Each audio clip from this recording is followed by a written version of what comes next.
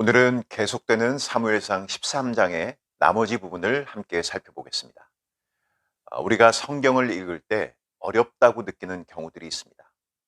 그 이유 중에 하나가 이야기의 흐름이 자연스럽게 연결되어지지 않는 경우들이 있기 때문입니다. 바로 오늘 본문이 그런 경우라고 말할 수 있습니다. 우리가 지난 시간까지 봤던 내용이 무엇이었죠? 사울이 사무엘을 기다리지 못하고 자신이 직접 제사를 드립니다. 그리고 마침 그때 사무엘이 등장을 해서 사울이 처해 있는 그 상황을 이해해 주는 것이 아니라 오히려 왕이 망령되었다 이렇게 꾸짖습니다. 그러면서 지금은 왕의 나라가 길지 못할 것이라 이렇게 강하게 지적을 합니다. 지금 이 말은 사실 대단히 무서운 말입니다. 사실 사울 왕조의 기반은 사무엘의 예언과 기름 부음에 기초하고 있다고 해도 과언이 아닙니다. 다른 나라들처럼 권력 다툼에서 경쟁자를 다 물리치고 왕이 된 것이 아니라 사무엘이 기름을 붓고 제비를 뽑아서 세워진 왕이라는 것이죠. 그런데 그 기반의 핵심에 있는 사무엘이 당신의 나라가 세워지지 않을 것입니다. 이렇게 지적을 했다면 이것은 보통 문제가 아니라고 할 수 있습니다. 자, 그렇다면 다음에 어떤 내용이 이어지는 것이 자연스러울까요? 이 문제에 대해서 사울의 반응이 무엇이었는지, 혹은 사무엘이 어떤 후속 조치를 취했는지, 이런 내용들이 나오는 것이 맞아 보이는데, 그런 이야기는 전혀 기록되어 있지 않고 앞의 내용과는 상관이 없어 보이는 그런 내용들로 기록이 되어 있다는 것입니다. 이러한 부분이 우리가 성경을 이해하는데 어떤 큰 어려움을 줄 수 있는 그런 부분이라고 할 수 있습니다. 자, 그럼 오늘 본문은 우리에게 무엇을 말해주고 있는 것일까요?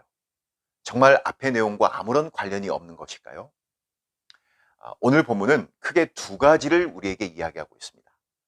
하나는 사울에게 남아있는 군사가 600명이고 블레셋은 믹마스에서 군사를 세 대로 나누어서 노략질을 하는 것으로 되어 있고, 또 다른 하나는 이스라엘과 블레셋의 전력, 군사적 전력의 차이를 점검하고 있다는 것을 볼 수 있습니다.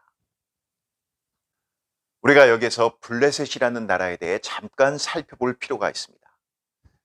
성경을 연구하는 학자들에 따르면 이 블레셋 사람들은 가나안 본토에 쭉 살아왔던 원주민이 아니라 지중해에서 이주해 온 민족이라고 봅니다. 자, 그런데 이들이 이주해 올 때에 철기 문화를 가지고 들어옵니다. 그리고 그 우수한 철기 문화를 바탕으로 팔레스타인 지역에 패권을 가지게 되었다. 이렇게 보는 것입니다. 자, 그래서 오늘 본문 19절을 보면 그때 이스라엘 온 땅에 철공이 없었으니 라고 되어 있는데, 여기에서 알 수 있듯이 블레셋 땅에서만 철기가 존재를 했고 이스라엘은 철기 문화를 접하지 못해서 농사에 쓰는 기구조차도 블레셋에 내려가서 구할 수밖에 없었다라고 이야기해 줍니다. 자, 그러니 철로 된 무기는 더더욱 이스라엘은 불가능했다라고 보는 것이 자연스럽습니다. 오직 왕인 사울과 그의 아들 요나단만이 철로 된 칼을 가지고 있었다라고 우리에게 확인을 해주고 있습니다. 이것이 무엇을 우리에게 말해주는 것일까요? 객관적인 전력으로는 도저히 블레셋을 이길 수 없었다라는 것을 보여줍니다.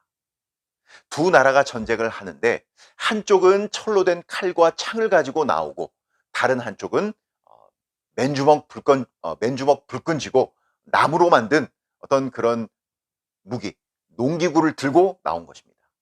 그러니 이 전쟁은 처음부터 전력이나 군사력으로도 상대가 되지 않았다는 것을 알 수 있습니다. 그렇다면 이길 수 있는 방법은 무엇일까요? 딱 하나밖에는 없는 것입니다. 바로 하나님의 능력, 하나님을 의지하고 그에게 순종하는 방법 외에는 없었다는 것입니다. 그러니 사울의 입장에서는 사실 처음부터 할 일이 없었다고 볼 수 있습니다. 나팔을 불어서 백성들을 모았지만 딱히 할 일은 없었다는 것이죠. 군사들이 가지고 있는 무기라고 해봐야 사실 블레셋 군사들에 비하면 세 발의 피 정도밖에는 되지 않았던 것입니다. 그렇게 놓고 본다면 앞서 사울이 부득이하여 제사를 드렸다라는 것은 사실상 핑계에 불과했다는 것이 명확하게 드러나는 것입니다.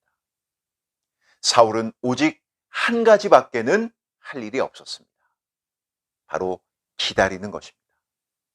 하나님의 뜻과 그의 말씀을 기다리는 것, 그 외에는 할 일이 없었다고 할 수 있습니다. 제사를 드린다고 될 문제가 아니었고 백성들을 붙잡아 놓는다고 해결될 문제가 아니었다는 것입니다. 오늘 본문이 앞의 내용과 자연스럽게 연결되지 않아 보이지만 사실상 사울의 행동이 무엇이 잘못되었는지를 정확히 우리에게 지적해 주고 있는 내용이라고 말할 수 있습니다. 세상과 신자의 싸움도 객관적인 전력에서는 처음부터 상대가 되지 않는 싸움처럼 보입니다. 신자가 훨씬 열세입니다.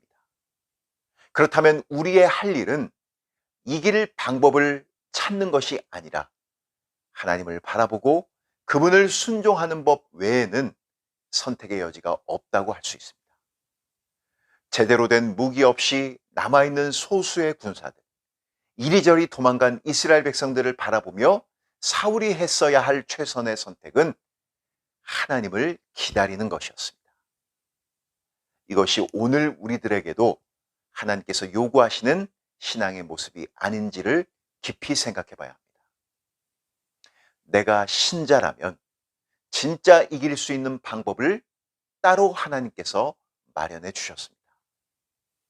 우리가 세상을 살아갈 때 그 원리를 따라 하나님의 백성다운 모습으로 반드시 승리할 수 있는 그런 우리 모두가 될 수 있기를 간절히 소망합니다.